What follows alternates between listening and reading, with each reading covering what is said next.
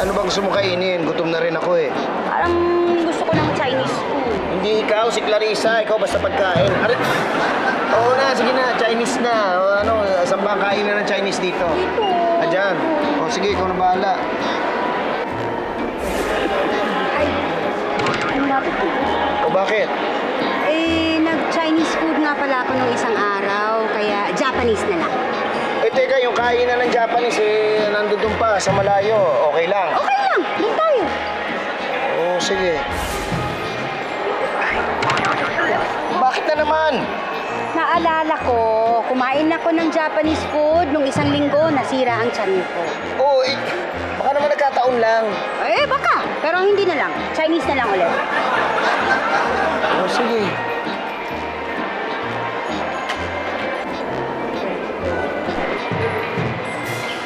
Ay, teka. Oo, ano na naman? Japanese na naman! Hindi.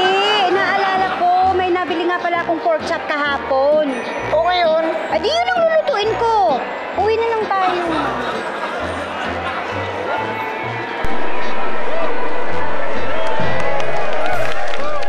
Tignan mo, sayang oras eh.